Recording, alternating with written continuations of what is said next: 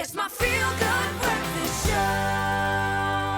Welcome back to another installment of the Culinary Hotline. Bling! Ting, ting, ting!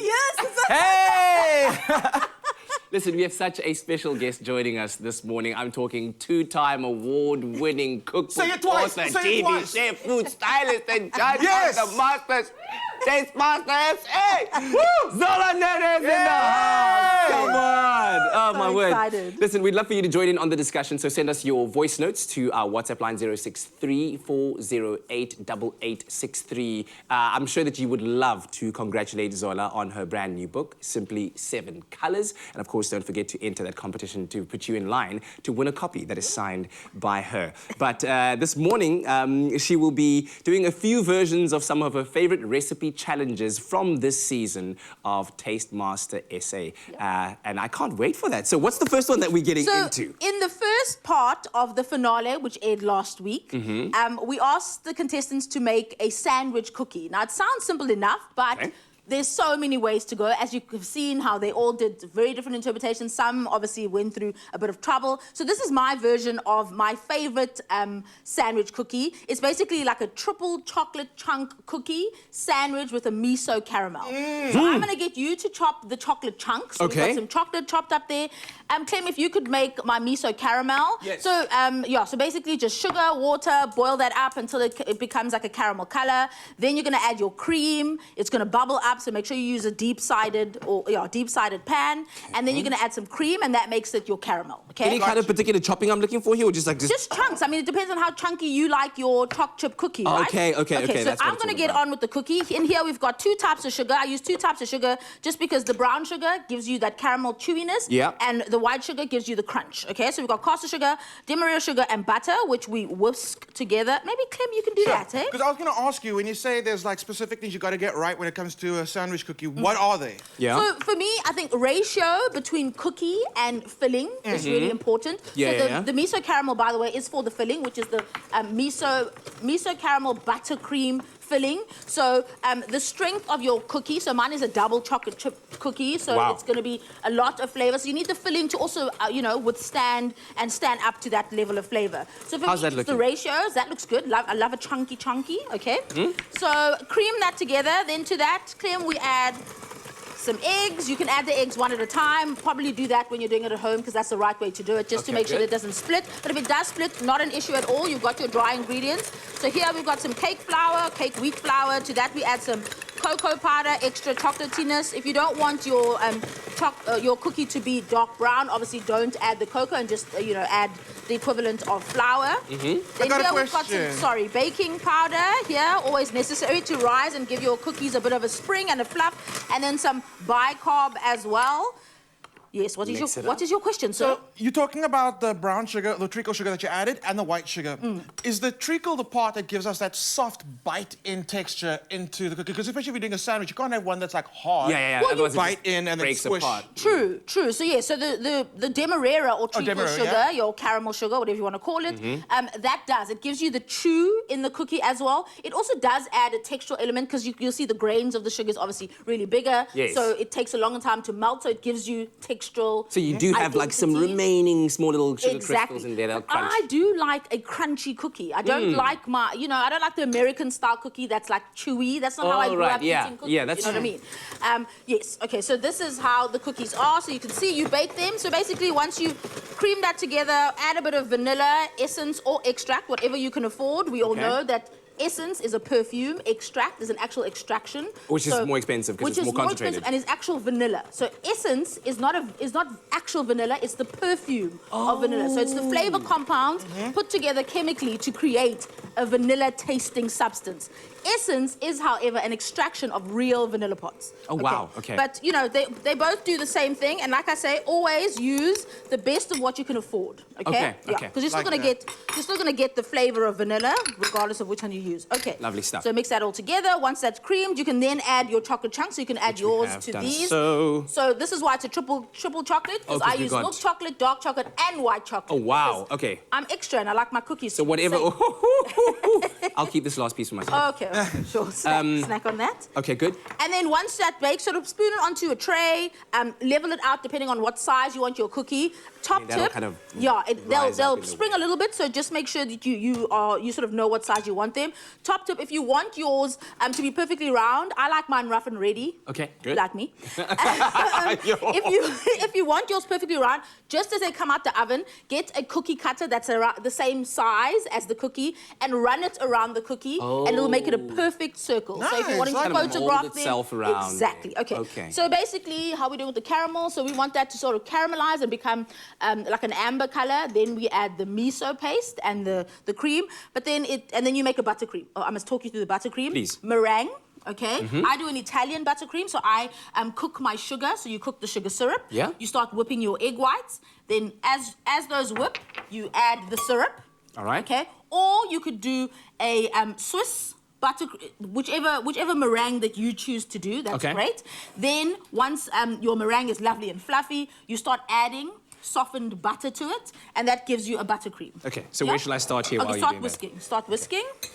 Let's give it a So bit we're gonna do a French more. one. So by the way, I said Swiss one. The Swiss one is when you put the sugar and the eggs into the bowl together and then over a bain-marie, and you're kind of cooking the mixture while you're whipping it up. So you want that to go to soft peaks before you start adding. Oh, so that's going to be a while still. I remember soft peaks. Yes. So if you're making a French meringue, obviously you're not going to cook it. You're going to do it your way. So with the egg whites, then you start gradually adding the sugar.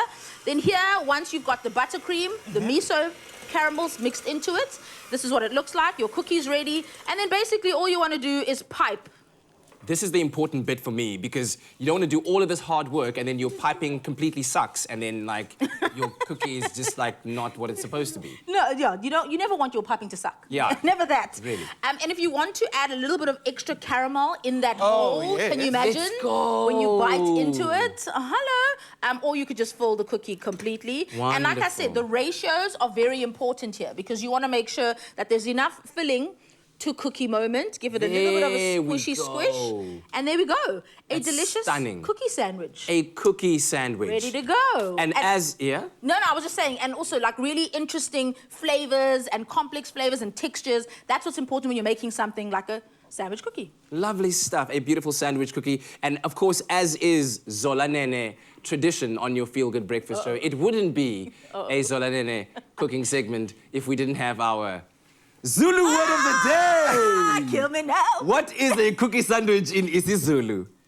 Ibiskiti elimnandi. You heard it here first on your Feel Good Breakfast show. Stay tuned for another installment of the Culinary Hotline Play. Ding, ding, ding. It's my Feel Good Breakfast Show.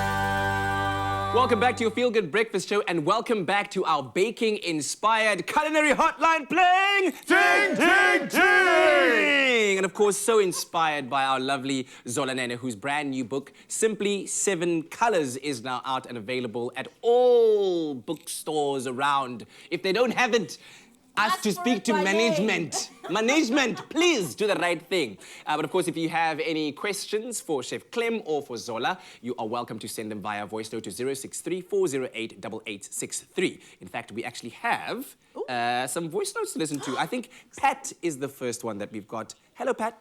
Hi, Expresso family. It's Pat Magubani in Forgeville. Hi, I would like to congratulate Zola on her 3rd book, because the first recipe that I tried from her was blackberry orange yogurt cake. I'm a sweet tooth girl. I really love my cakes. It appears in magazine of Good Housekeeping from my ladies in August 2018. Wow. Keep the good work up, girl. We love you. And we really love your recipe. They're like so simple. I can't stop watching you. Thank you. Special. Simply amazing Hi, right there. Expresso family. Oh my goodness. Pat All right. Magubani in Forgeville. Okay, that was so good we wanted to play it twice, but we won't because we don't have time. But we do have another one from Zolani. Hello, Zolani. Good morning, Expresso family. My name is Zolani from Northern Cape in Flipstown. I just want to say hi to my Gama Zola. I want to ask Zola how to cook umfino. Umfino, it's when you cook spinach with mealy meal, but how do you do it exactly to be nice? Okay. Thank you very much. I think I saw that in the book. Listen, in the green chapter, because we all love infino, which is generally the word that we use to describe herbs, leafy herbs. Yes. So in the green chapter, I have a few recipes for infino and spinach. The one that Zolani wants to know is one mixed with maize meal. We call it iskwama. Iskwamba, excuse me, in isiZulu. And basically what you do is you saute the spinach or the pumpkin greens or whatever the mfino is, and then you add your mealy meal, but add it as a slurry so you don't have lumps, and then you cook it all together. So yeah, there it is. So yeah, get the book 7 Colors, simply 7 Colors, and you could make it at home, Zolani. But thank you for the question. Excellent. I like that. Now, this morning, we are inspired by Taste Masters. We are. The latest edition of the show, award-winning show, might I add, SAFTA award-winning show.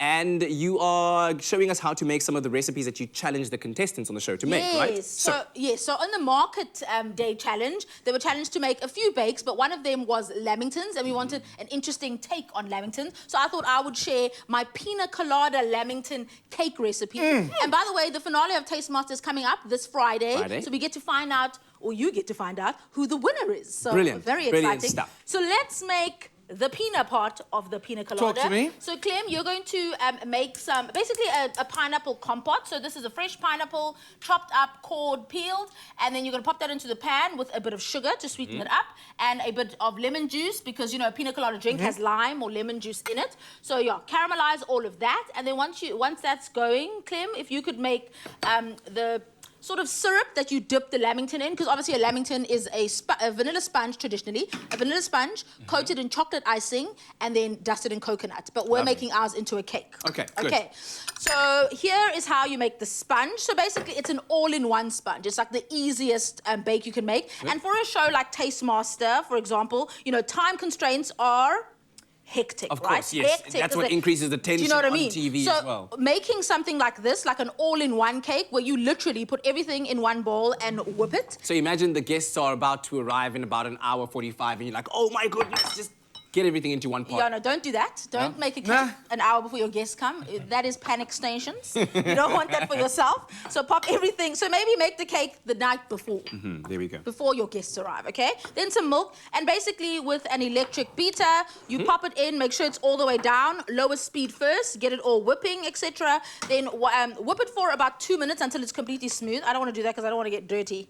So then have 2 cake tins. It's the drip. It's the drip. You got to respect it. Cake tins, if you could mix this So we're talking cocoa, icing sugar, and then the water. It's just all those combined. Exactly. Okay. All combined. You can cook it, which makes it sort of easier to mix, but you can also just do it raw. 2 cake tins. I like to do 20 centimeters, like a little petite cake is cute, but you can do it whatever size you want. Grease them, so spray them with spray and cook, and then pop the cakes in 180 degrees. They bake for about 25 to 30 minutes. Check them with a skewer, then leave them to cool. Then once this is should we? No, we don't have to. Please, let's. It would be. Why I'm wearing black? Nice and easy. There you go. Run away. No, guys, come on. I've done this over a couple of years on the show. I know how not to miss. This is good that you're showing, because it is literally that simple. It's all in one. Mix it all together. If you do have an electric beater, even better. If you don't, make sure you use room temperature ingredients. Also, #1 tip. And then make sure the butter is softened, which is imperative. And then it makes it just easier to whisk. Use a wooden spoon and beat everything together, and you'll still have a wonderful cake. The important part here is we're using the chemical raising agent. We're using baking powder. So that's going to give your cake beautiful rise, beautiful texture, a lovely crumb, etc. So you can see it's halfway done. Now you can turn it up. Okay, cool. I was about to say, just one of the things I'm always just a bit nervous about, because baking is a science, over-mixing. Is that applicable here?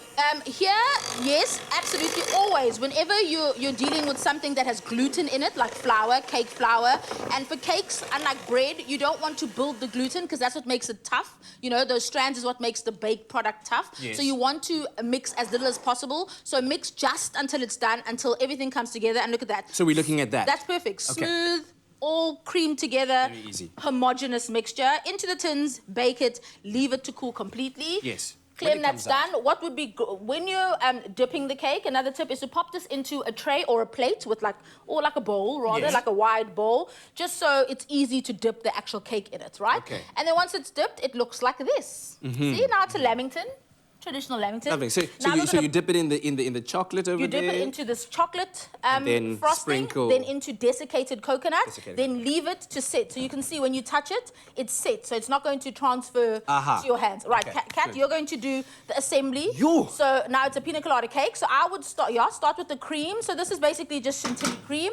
Not all of it, right? About half. I mean, it depends on how Exactly, you want to top generous it up, you want top it as well. No. So remember, a lamington is a sandwich cake. So the filling is just in the middle. Yeah. So, but be generous. Don't spread it too much around the edges, because when you put the second layer, it'll obviously spread. So that should be about all right. So can we have more? You can have more. Of course you can. More is better, always. So this is chantilly cream, like I was saying. So it's basically whipped fresh cream with icing sugar to taste and some vanilla. Okay. Okay. Now. Then this is the pineapple compote. You want everything to be cooled, obviously, once you're ready to assemble, because you don't want to melt the cream. It's not cool, apparently. Yeah. Could I be forgiven for using tin pineapple instead of fresh? Absolutely. Absolutely, you can. I'm always saying to people, don't make not being able to find fresh pineapples the excuse for not making this. Use what you have in your home. So absolutely, tin pineapple will work perfectly here. You obviously just wouldn't cook it as long as you would fresh pineapple. The melting situation. Okay, so pineapple goes on. So pina colada is happening. Yes, so we've got the coconut, by the way. The colada is the coconut part. Pina, pineapple, colada. Pina colada. There you go. And then you just play. Oh my goodness! Oh, muditli. Oh, but that looks amazing. I like the way the coconut's kind of falling off. Yes. Looks so festive. Look at that. Yeah, and then just press it down slightly just to make sure it's secure, Kat. Otherwise, it might wobble. So there we go. Look amazing. at that. And if you have extra pineapple, serve it on the side as well. Okay. Delicious. A delicious, interesting, different take on a lamington, a pina colada lamington Beautiful cake. stuff. Inspired by Taste Masters, the second season. As Zola said, make sure that you catch the second part of the finale on Friday at 7 p.m. Thank you very much. And of course, to get your hands on the recipe, check out our website, expressoshow.com. It's my feel-good breakfast show. Welcome back to your feel-good breakfast show. It's Expresso on S3. And I'm sure you can tell by the smile on my face, we've been having an absolutely amazing time with none other than Zola Nene. And of course, if you didn't know yet, she's got a brand new book out called Simply 7 Colors. Check it out. It is available at all reliable bookstores and features amazing recipes that will inspire meals for you and your family and friends to fill up, not just from a culinary point of view, but also just celebrate beautiful memories. And of course, we're celebrating Heritage Month as well. Yes. And what better way to do so than with 7 colors, Absolutely, right, absolutely. Yeah. But in the kitchen today, we've also been inspired by your work on Taste Masters. Yes. The finale of which is to be seen on Friday at 7 p.m. on SABC2. The second part, this is where we find out who the winner is. But you're inspired by some of the recipes that you actually executed there. So what are we doing now? So we're making a Chakalaka flatbread. On one of the episodes of the Taste Master SA this season, we had a traditional breads episode, which was just such an amazing episode for me. Kanya and her mom came and they shared so much knowledge about indigenous South African ingredients and grains, etc. It was an amazing episode. So I am being inspired by that and my 7-color cookbook. This is from the rainbow chapter, because you can see all of the colors are happening here. So we're stuffing over chakalaka. This is also the recipe or one of the recipes that I cooked with Gordon Ramsay. Oh, yeah, he loved just name drop him. You're allowed. He absolutely loved our chakalaka. And as soon as I put baked beans in it, because you know baked beans in tomato sauce are a very British thing. Yes, and he was exactly. like, I thought I came to South Africa to learn about South African. I said, we took the British baked bean and we upped it a level. Absolutely. We leveled it up and put it in to private chakalaka. school. Do you know what I mean? Okay. So into some oil, Clem, if you could do some onions, saute some onions and some peppers. You could use 1 pepper, 3 different color peppers. Like I say, use what you've got at home. And then we're going to put some aromatics in there, some garlic and ginger, and some curry powder. You could use a hot one or a mild one. I use my own curry powder blend because, you know... What's in your curry powder blend? What's your... For chakalaka specifically? Well, I like a mild one. So I do a mix. I do have my own, so I don't want to give away all my secrets. Oh, okay. Right. but see but you. definitely a bit of cayenne in there, a bit of paprika in there, onion powder, definitely. Yeah, some other spices as well to make it Do we have those things, those fragrant. onion powder things? I see them, like American foodies do that quite a lot when they're cooking in like onion powder. Yeah, Like, we've got garlic powder, onion powder. Oh. Yeah, they're just the spice versions of the aromatics. Lovely. Some garlic, ginger, curry powder. You can saute that together with the peppers. Then we're going to add some grated carrot. Chakalaka must always have grated carrot in my books. Okay. Some people put sweet corn in it. You can riff it however you want. And then, of course, always some baked beans. And then saute that off. And then you want to actually cool the chakalaka before you actually stuff the bread. So let's make the flatbread part of it. So here we've got some cake wheat flour, so regular flour. We add some salt to that. Good. Give it a mixy mix.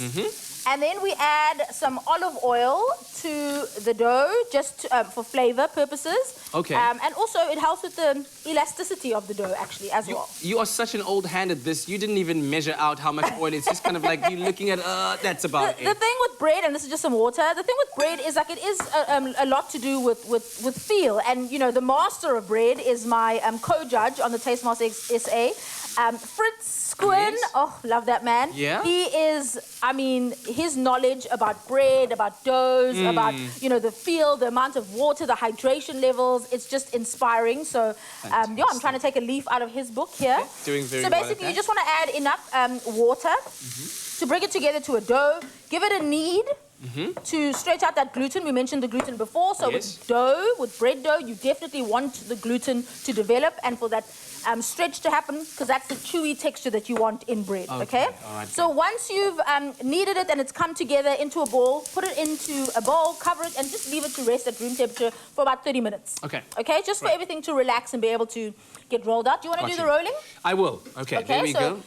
Depending on the size of the dough that you want, you can sprinkle some flour. I'll sprinkle for you. Here's your guide, Kat. Here's your guide. There we go. It's got to get into the pan. Oh, is that? Oh, okay. Yeah. That's more or less what we're working with there. Yeah, And of course, so- I want to get some of the flour. Yeah, some flour on there. Oh, let's see your rolling technique. Let's see if we can get it, keep it a circle. So the trick to keeping something round while you're trying to roll it out is to rotate it constantly. So up you go with the pin. Give it a rotate. Okay. There you go. So then you're sort of rolling in all directions as opposed to just one. Remember when we went to India and they were rolling flatbread? They do it on like the edge as well. And it's actually the same technique that I learned in China for rolling dumplings. So it's the same. You sort of keep moving the dough, but keep the rolling pin I think that straight. looks about right. I think a little bit thinner. A bit thinner. Yeah, a little bit thinner. And then, how are we doing there? Clem, you got the curry powder in. You know what I like to do? Yes. Just give it a bit of just a little pat. Okay, the pizza technique. A little bit of a pat. And that kind of thins it out a little bit more I like as well. that. So we Stretches it a little bit as well. Okay. How are we Very doing with nice. the pan? Are we good there? We are good. Looking good. Mine is kind of looking triangular right now. It is a little bit. It is a little bit, but we can stretch it. That's the beauty about, you know, a dough that has, that you've worked the gluten in. Yes. It's stretchy, so you can pull it in many directions. I'm gonna The just thing give about the chakalaka as well, when you add curry powder, the most important thing you want to do is make sure that you cook the spice. You have to bloom spices for them to release all of their flavors. Is that Remember? what blooming is? Blooming spices, yes. That means cook them through properly. Cook it, yes. Applying heat to the spice, essentially. Remember, it's a dormant spice until you grind it and then add it to whatever you're cooking. So you want to make sure that you release all those aromas. And also the taste of raw spice is very floury, so you don't want that. No, You. Imagine. that. Okay, so now let's stretch it out a little bit more. A bit more, okay. Yeah? Because what do we still need to do We're with going to it? stuff it. Remember, this is a chakalaka and cheese And stuff. cheese. Don't Yeah. forget that part of it, You Katlego. mustn't forget that part. Goodness. Okay, so now think of it as half and half, okay? Okay. So in goes the cheese. There's the chakalaka already made. Like I said, we want it to cool before we stuff So we're talking the bread. there. That's good. That's good. I also like generous filling, so that's Okay, nice. can we go a bit no, that's more? good. That's good. That's good. That's good. And then a bit of the chakalaka there. You can see it's cool. Are we on top of the... On top of the cheese. On top of the cheese.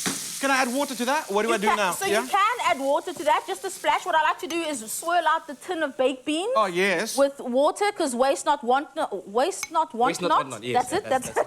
That's it. Yeah, and then just simmer that, but you don't want too much liquid. So make sure you reduce whatever liquid you get left. Okay, what are we doing here? here? Then we fold it in half, fold it over. Okay. Okay. Yes. And now we can sort of spread the filling. And then you basically want to pinch or press, and then you want to crimp it. So basically, you're just folding it in on itself, essentially. Yeah? Okay. And why is it? Just to secure it? To make sure the filling doesn't spill out when you're cooking Okay. it. Is that? Oh, wow! Your technique is like next level. It makes it look almost like French patisserie type of thing. Well, that's you a go. crimp. You do That's the. That's a crimp. I was crip walking it. You crimping it. That was different. Yeah, yours has swag. Mine, that's for sure. Yours is class. So the technique is basically to pull the pastry up from under, from underneath, right? And your other finger sort of guides it. Can you see that? Okay. It's literally just a way to ensure that the filling does not escape. Yes. Because you're cooking this in a pan and you're going to be flipping it. So you want to make sure to secure. I'm doing the next level braai broodjie with this guy. Yeah. Because this On guy's the got grid. everything happening right there. Okay. It'll be so good, delicious. So I do a little bit of oil. There we go. And then That's hot. Yeah, it is hot. That's very hot. We can turn it down. Then you can go ahead. You can go ahead. I mean, I can too, but How do we transfer it? with confidence. This is the thing. In the kitchen. No, give me. You know what I mean? Give me. You just Give me. flip it and go. I was gonna go.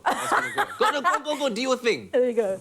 That's the thing. Like, cook and bake like you mean it. Yeah, Be just confident with Be it. confident with it. The more you sort of go, ooh, then the longer you take. See, if you're just quick with it, bum, in there, then over medium heat, you want to cook that. So remember, the filling is cooked. We just want to melt the cheese, and we want to cook that thin flatbread around the outside. Yes. And then just flip it over, leave it to brown. Delicious. There it is.